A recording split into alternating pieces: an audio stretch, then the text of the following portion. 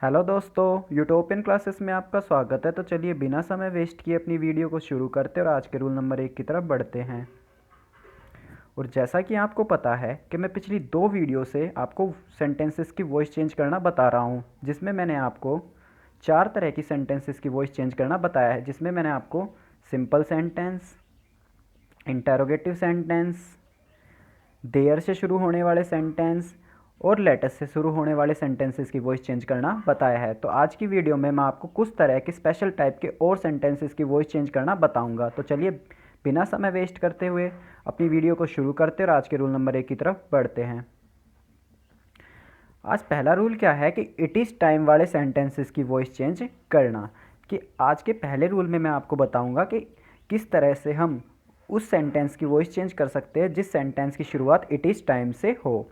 और मैं उससे पहले आपको एक रूल बता दूं कि सेंटेंस किस तरह के वॉइस की वॉइस किस तरह के सेंटेंसेस की चेंज होगी। अब आप देखना कि अगर इट इज़ टाइम के बाद आपको सब्जेक्ट दिया हो तो उसके बाद वर्ब की सेकंड फॉर्म का यूज़ होगा। अगर अगर इट इज़ टाइम के बाद आपको सब्जेक्ट ना दिया हो और केवल टू का यूज़ दिया हो, उसके बाद वर्ब की फर्स्ट फॉर्म का यूज़ होगा। तो जो मैंने आपको दूसरे टाइप का बताया है, जिसमें मैंने आपको बताया है कि it is time plus two plus verb की फर्स्ट फॉर्म, इस तरह के सेंटेंसेस की हम वॉइस चेंज करना बताएंगे। जैसा कि मैंने आपको स्ट्रक्चर में भी दिखाया है कि इट इज़ टाइम, उसके बाद रिमेनिंग पार्ट, फिर टू प्लस वर्ब की फर्स्ट फॉर्म, उसके बाद ऑब्जेक्ट। क्या बताया है स्ट्रक्चर में? इट इज़ टाइम, फिर रिमेनिंग पार्ट, फिर टू प्लस वर्ब की फर्स्ट फॉर्म, फिर ऑब्जेक्ट। इसका सॉल्यूशन कैसे होगा? इट इज़ टाइम, फिर रिमेनिंग पार्ट, फिर फोर, जैसे मैंने आपको बताया था देयर वाले सेंटेंसेस में, फोर प्लस ऑब्जेक्ट का use, to be plus verb की थर्ड फॉर्म। बस जैसे उसमें देयर था और उसके बाद कोई रिमेनिंग पार्ट था, इसमें इट इज़ टाइम है। बस दोनों में ये अंतर है, उसमें देयर था, इसमें इट इज़ टाइम है, बाकी सेम है। चलिए इसका एग्जाम्पल्स देखते हैं। एग्जाम्पल में क्या है कि it is time to drink the tea, यानी कि यह टाइम मतलब कि चाय पीने का है। तो इसके सेंटेंस की वॉइस कैसे चेंज करेंगे हम? It is time, it is time का हमने इट इज़ टाइम लिख लिया, फोर प्लस ऑब्जेक्ट का यूज़, ऑब्जेक्ट है हमारा द टी। सॉरी दोस्तों, मैंने यहाँ द लगाना भूल गया, तो आप ऐसी गलतियों को इग्नोर करें। तो इसका होगा it is time for the tea to be drunken, it is time for the tea to be drunken. चलिए अगले एग्जाम्पल की तरफ बढ़ते हैं। अगले एग्जाम्पल में क्या है? It is time to do homework, मतलब कि यह समय होमवर्क करने का है। तो इट इज़ टाइम, फोर का यूज़ किया, फोर के बाद ऑब्जेक्ट, ऑब्जेक्ट हमारा होमवर्क है, to be done, to plus verb की, टू बी प्लस वर्ब की थर्ड फॉर्म का यूज़। चलिए अगले एग्जाम्पल की तरफ बढ़ते हैं। अगले एग्जाम्पल में क्या है कि it is time to enjoy the party, मतलब कि यह समय पार्टी को इन्जॉय करने का है। तो इसकी वॉइस कैसे चेंज होगी? इट इज़ टाइम का it is time, for plus object, object है हमारा द पार्टी, तो उसके बाद टू बी प्लस वर्ब की third form, to be enjoyed. चलिए आज के अगले रूल की तरफ बढ़ते हैं, मतलब अगले सेंटेंस की वॉइस चेंज करना देखते हैं हम कैसे अगले सेंटेंस की वॉइस चेंज करते हैं। इसमें क्या है कि केवल वर्ब की फर्स्ट फॉर्म से शुरू होने वाले सेंटेंसेस की वॉइस चेंज करना। अब आप देखना, कुछ सेंटेंसेस वर्ब की फर्स्ट फॉर्म से ही शुरू होते हैं जिन्हें हम इंपेरेटिव सेंटेंसेस कहते हैं। क्या कहते हैं? इंपेरेटिव सेंटेंसेस, इंपेरेटिव सेंटेंसेस कहते हैं। तो मैं आपको बताऊंगा कि किस तरह हम इंपेरेटिव सेंटेंसेस की वॉइस चेंज कर सकते हैं। तो सबसे पहले स्ट्रक्चर देखते हैं किस तरह इसका स्ट्रक्चर होता है। इसका स्ट्रक्चर होता है वर्ब की first form plus object plus remaining part. मतलब कि आप मान लो आपको मिलेगा bring me a glass of water, bring me a glass of water, या फिर कुछ भी मान लो गो, मतलब कि get out from the room, या फिर गेट इन द रूम, मतलब इस तरह से जो वर्ब की फर्स्ट फॉर्म से शुरू हो, इस तरह के सेंटेंस आपको मिलेंगे। तो अब मैं बताता हूँ कि इसका सॉल्यूशन कैसे होगा। देखिए दोस्तों, इसका सॉल्यूशन 3 तरह से होगा। अब आप देखना कि सबसे पहले हम लेट का यूज़ करके इसे बनाएंगे, उसके बाद ऑब्जेक्ट्स का सब्जेक्ट, फिर शुड बी का यूज़ करके इसे कैसे बनाएंगे, और इसके बाद अपनी तरफ से कुछ वर्ड जोड़कर हम किस तरह इसका सॉल्यूशन करेंगे। तो सबसे पहला है लेट से शुरू करके हम किस तरह से इसका सॉल्यूशन करते हैं। लेट, सबसे पहले लेट का यूज़ करना है, फिर ऑब्जेक्ट लिखना है, फिर बी, प्लस वर्ब की थर्ड फॉर्म। पहले स्ट्रक्चर में सिर्फ आपको 4 वर्ड याद रखने हैं, लेट, फिर ऑब्जेक्ट, फिर बी प्लस वर्ब की थर्ड फॉर्म। वर्ब की थर्ड फॉर्म तो आपको याद रखना ही रखना है, बात पर है कि पैसिव वॉइस में वर्ब की थर्ड फॉर्म आएगी। याद तो आपको सिर्फ केवल ये 3 चीज़ रखनी है, let, object plus be plus verb की थर्ड फॉर्म। अगले स्ट्रक्चर में देखते हैं अगले तरह से हम किस तरह वॉइस चेंज कर सकते हैं। अगले में क्या है कि ऑब्जेक्ट को बना देंगे हम सब्जेक्ट, फिर उसके बाद शुड बी प्लस वर्ब की थर्ड फॉर्म का यूज़ करेंगे। कैसे करेंगे? ऑब्जेक्ट को बना देंगे subject plus should be plus verb की थर्ड फॉर्म का यूज़ करेंगे। तीसरा वाला तो सबसे आसान है। तीसरे वाले में क्या करना है, यू आर रिक्वेस्टेड या ऑर्डर्ड। आपको वर्ड के अकॉर्डिंग देखना है कि मैंने मतलब कि किसका यूज़ करना है, कि रिक्वेस्ट का यूज़ करना है, ऑर्डर्ड का यूज़ करना है, या फिर आप मान लो फॉरवर्ड का यूज़ करना है, या फिर थैंक का यूज़ करना है। जिस तरह का मतलब जिस तरह का आपको सेंटेंस मिले उस तरह से आपको यूज़ करना है, कि विश का यूज़ करना है, ऑर्डर का यूज़ करना है, रिक्वेस्ट का यूज़ करना है, फॉरवर्ड का यूज़ करना है। सेंटेंस में वर्ड के अकॉर्डिंग आपको देखना है कि इनमें से किसका यूज़ करना है। अब देखिए मैंने आपको क्या बताया कि 3 तरह से हम इसको बदल सकते हैं। सबसे पहले लेट से, let object be plus verb की थर्ड फॉर्म। अगले तरह से हम कैसे बदलते हैं, ऑब्जेक्ट को बनाएंगे subject plus should be plus verb की थर्ड फॉर्म। और तीसरा तो सबसे आसान है, यू आर रिक्वेस्टेड या ऑर्डर, या शब्द के अनुसार आपको देखना है क्या लगाना है, to plus given sentence. To अपनी तरफ से ऐड करना है और गिवन सेंटेंस जो भी आपको दिया हो बस टू ऐड करना है अपनी तरफ से। अपनी तरफ से आपको दो चीज़ याद रखना है। क्या ऐड करना है, यू आर रिक्वेस्टेड या ऑर्डर या ईटीसी कोई भी, और टू प्लस गिवन सेंटेंस। चलिए इसका एग्जाम्पल देखते हैं। एग्जाम्पल में क्या है कि open the door, open first form है हमारी वर्ब की और द डोर ऑब्जेक्ट है। तो हम इसे किस तरह से बदलेंगे, अब आप देखना मैं आपको तीनों तरीके से बदल के बताऊंगा। अलग अलग मतलब अलग अलग एग्जाम्पल में मैं अलग अलग तरीके से आपको बदल के बताऊंगा। अब देखना ओपन द डोर, तो लेट का यूज़ किया सबसे पहले, उसके बाद object let the door be open, be plus verb की थर्ड फॉर्म। सॉरी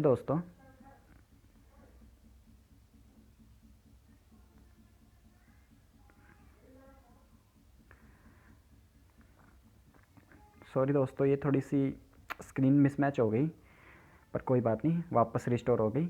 अब आप देखना अगला सेंटेंस क्या है, डू यूर होमवर्क, मतलब अपना होमवर्क करो। ये भी इम्पेरेटिव सेंटेंस है। इसका कैसे बनाएंगे, योर होमवर्क, योर होमवर्क हमारा ऑब्जेक्ट है, ऑब्जेक्ट को हमने बना दिया, मतलब कि ऑब्जेक्ट को हम उठा के ले आए और बना दिया सब्जेक्ट। उसके बाद शुड बी प्लस वर्ब की थर्ड फॉर्म का यूज़ किया है, जो अपनी तरफ से जोड़ना है हमें।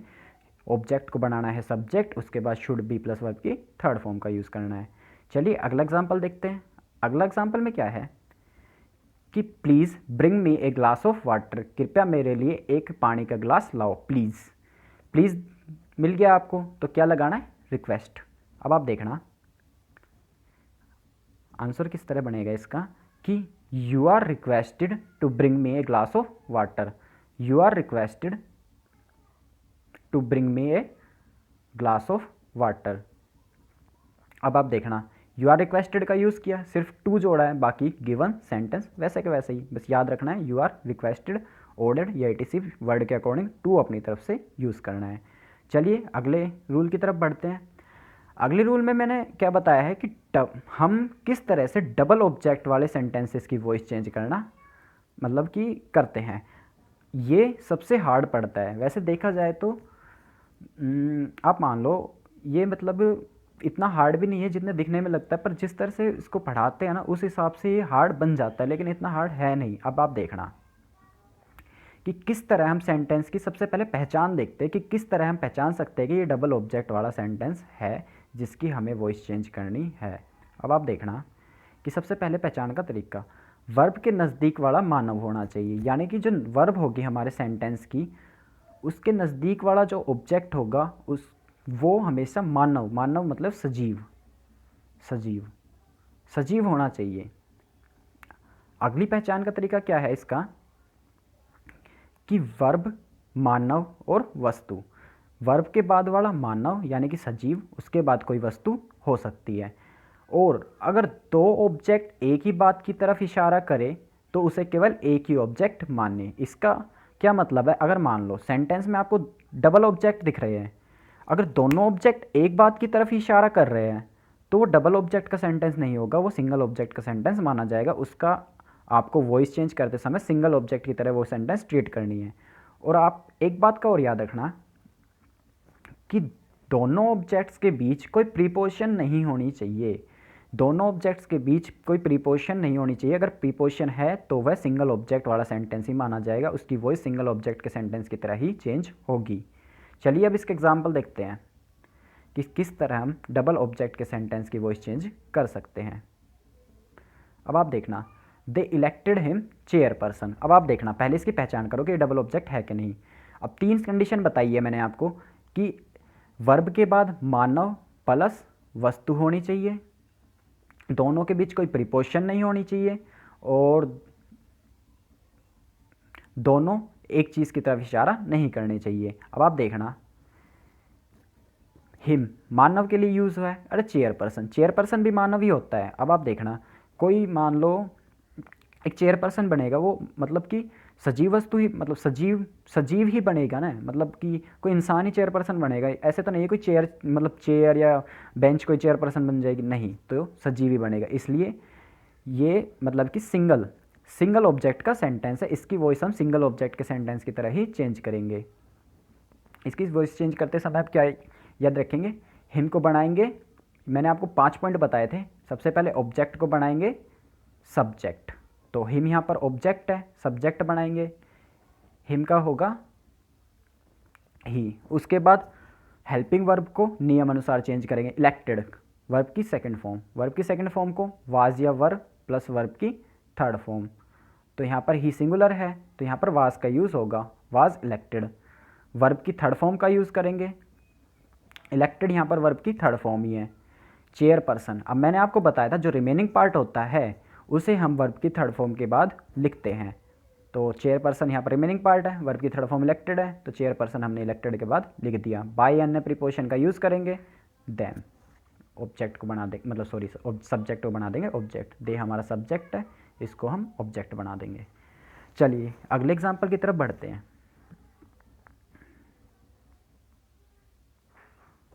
अगले एग्जाम्पल में क्या है कि they took him to the hospital. अब आप पे देखना कि दोनों मानव है और गैर मानव, वर्ब के बाद ही मानव है, द हॉस्पिटल वस्तु है, लेकिन इन दोनों के बीच प्रीपोजिशन आ रही है, तो 3 में से एक रूल टूट गया, इसलिए ये डबल ऑब्जेक्ट नहीं है। अब आप इसका भी मतलब कि पैसिव वॉइस बनाते टाइम आपको सिंगल ऑब्जेक्ट का ही रूल लगाने हैं, तो सबसे पहले क्या करेंगे, ऑब्जेक्ट को बनाएंगे सब्जेक्ट, हिम हमारा ऑब्जेक्ट है, सब्जेक्ट ही हो गया, टुक वर्ब की सेकंड फॉर्म, वाज या वर्ब प्लस वर्ब की थर्ड फॉर्म, तो वाज का यूज़ होगा, ही सिंगुलर है, टेकन यहाँ पर वर्ब की थर्ड फॉर्म हो गई, to the hospital, to the hospital remaining part है, वर्ब की थर्ड फॉर्म के बाद बाय दैम, दे हमारा ऑब्जेक्ट सब्जेक्ट है, बन जाएगा ऑब्जेक्ट। चलिए अगले एग्जाम्पल की तरफ बढ़ते हैं। अगले एग्जाम्पल में क्या है कि I gave her my book, मतलब कि मैंने उसे अपनी बुक दी। अब आप ये देखना, मानव प्लस कोई वस्तु, ना ही इन दोनों के बीच में कोई प्रीपोजिशन है और ना ही ये एक चीज़ किसी एक चीज़ की तरफ इशारा कर रहे हैं, तो ये है हमारा डबल ऑब्जेक्ट का सेंटेंस। अब आप देखना इसकी वॉइस किस तरह से चेंज करेंगे हम। इसकी वॉइस चेंज करते समय आपको दोनों ऑब्जेक्ट से बना के देखनी है, और जो भी मतलब कि जो भी पैसिव वॉइस आपको सूटेबल लगे उस पैसिव वॉइस का आंसर टिक कर देना है। तो सबसे पहले आपको हर से बना के देखना है। सॉरी दोस्तों, मैंने यहाँ पर ही लिख दिया, हर का सब्जेक्ट शी होगा, ये जल्दी जल्दी में टाइप हो गया, तो आप इस पर ध्यान ना दें। तो यहाँ पर क्या होगा कि सबसे पहले हर हमारा क्या है ऑब्जेक्ट, सब्जेक्ट बनाएंगे तो शी होगा, शी वॉज गिवन, क्योंकि यहाँ पर वर्ब की सेकंड फॉर्म है, वाज या वर्ब प्लस वर्ब की थर्ड फॉर्म का यूज़ होगा, तो शी सिंगुलर है तो यहाँ पर वाज आएगा, she was given my book, यहाँ पर वर्ब की थर्ड फॉर्म है, वर्ब की थर्ड फॉर्म है जो कि मतलब कि रिमेनिंग पार्ट है वो वर्ब की थर्ड फॉर्म के बाद लिखा जाएगा, तो माई बुक वर्ब की थर्ड फॉर्म के बाद लिखी जाएगी, गिवन टू मी। अब आप देखना कि जो गिवन वर्ब होती है, गिवन वर्ब वो अपने साथ बाई यूज़ नहीं करवाती, वो अपने साथ टू का यूज़ करवाती है, तो यहाँ पर याद रखना गिवन के बाद टू का यूज़ होगा, तो he was given my book to me. चलिए अगले एग्जाम्पल की तरफ बढ़ते हैं। सॉरी दोस्तों, अब मैं आपको एक तरीके से और चेंज करके बताता हूँ, अगर आपको वो समझ आ जाए तो बहुत अच्छी बात है। अब देखना, मैं इसको माई बुक से बना के बताता हूँ। देखना, माई बुक वॉज गिवन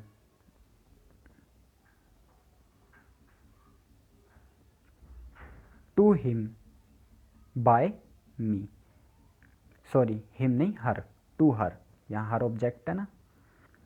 तो यहाँ पर देखना दोस्तों, आप दोनों में से किसी मतलब किसी भी ऑब्जेक्ट से आप इसको पैसिव वॉइस बना सकते हो, बशर्ते आपको याद रखना है कि जो ऑप्शन में है, ऑप्शन में किस तरह की पैसिव वॉइस है, वो मतलब कि वस्तु से बनाया गया पैसिव वॉइस है या मतलब कि कोई मानव से, मतलब जो सजीव मतलब सजीव है जो, उससे बनाया गया पैसिव वॉइस है, वो देखना है आपको और वही देख के आपको आंसर टिक करना है।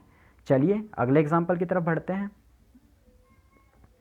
अगले एग्जाम्पल में क्या है कि आई बोट हर अ पर्स, मैंने उसके लिए एक पर्स लिया। सबसे पहले आपको क्या करना है, हर, सबसे पहले आपको हर मतलब कि जो है मानव, मानव है हमारा, उससे बना के देखना है, उससे बनता है तो ठीक है, फिर आपको पर्स से बना के देखना है। हर से बनाएंगे तो शी, वाज, बोट, क्योंकि बोट बाय की second form, boat third form होती है, she was boat A purse, तो नहीं बन रहा है ये। अब आप देखना कैसे बन रहा है ये कि हर, यहाँ पर शी आएगा क्योंकि ऑब्जेक्ट है, सब्जेक्ट बनाएंगे she was boat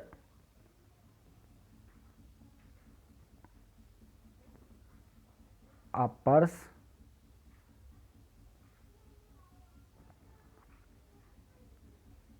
bye me, तो ये तो कोई सेंस ही नहीं बन रहा है, she was bought a purse by me, तो ये तो कोई मतलब वो ही नहीं बन रहा। तो इसको हम ए पर्स से मतलब कि ए पर्स से ऑब्जेक्ट मतलब कि पैसिव वॉइस बनाएंगे। अब आप देखना ए पर्स से बन जाता है, ए पर्स वाज बोट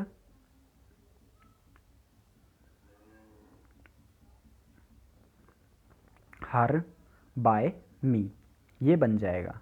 ठीक है, आपको हर का यूज़ आपको करना है वर्ब की थर्ड फॉर्म के बाद, जैसा कि मैंने आपको मतलब कि आंसर में बना के बता रखा है कि a purse was bought her by me, her का यूज़ आपको बोट के बाद करना है थर्ड फॉर्म के बाद। उम्मीद है ये आपको समझ आए होंगे, क्योंकि ये थोड़ा सा कन्फ्यूजिंग होता है कि डबल ऑब्जेक्ट वाली सेंटेंस के पैसिव वॉइस बनाना थोड़ा सा कन्फ्यूजिंग होता है, क्योंकि हमें दो बार बना के देखना होता है और जिससे शॉर्टेबल लगे उसका आंसर टिक करना होता है, तो इसलिए ये थोड़ा सा कन्फ्यूजिंग पड़ता है, क्योंकि इसका मतलब हमें दो बार पैसिव वॉइस बनानी पड़ती है। अब देखना अगले एग्जाम्पल में कि क्या है कि he showed me his notes, यानी कि उसने मुझे अपने नोट्स शो किए मतलब कि दिखाए। अब आप देखना, आपको सबसे पहले क्या करना है, आई से बना के देखना है, मतलब मी के अकॉर्डिंग बना के देखना है, और हिज नोट्स से अकॉर्डिंग बना के देखना है। तो आई से बनाए तो I was showed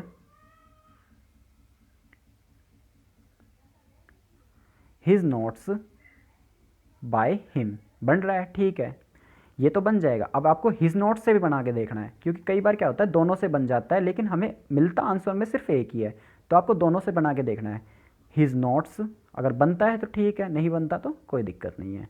his notes was showed, sorry notes were showed आएंगे क्योंकि प्लूरल है, नोट्स वर शोव्ड,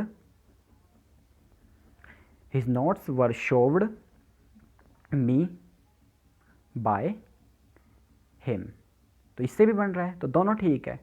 तो हमारे मतलब कि इस सिचुएशन में आपको दोनों नहीं मिलेंगे, आपको मतलब कि आंसर में कभी भी दोनों नहीं मिलेंगे, ऑप्शंस में दोनों नहीं मिलेंगे, सिर्फ एक ही मिलेगा। तो दोनों आपको, बस मैं इसलिए बता रहा हूँ कि आपको दोनों बनाने आने चाहिए, मतलब दोनों ऑब्जेक्ट से अपनी वॉइस चेंज करनी आनी चाहिए। अगर जो भी आपको सूटेबल लगे, जो भी आपको मतलब कि ऑप्शन में मिले, आप उसे टिक कर सके, इसलिए मैंने आपको दोनों बताने मतलब कि दोनों बनाने बताए हैं।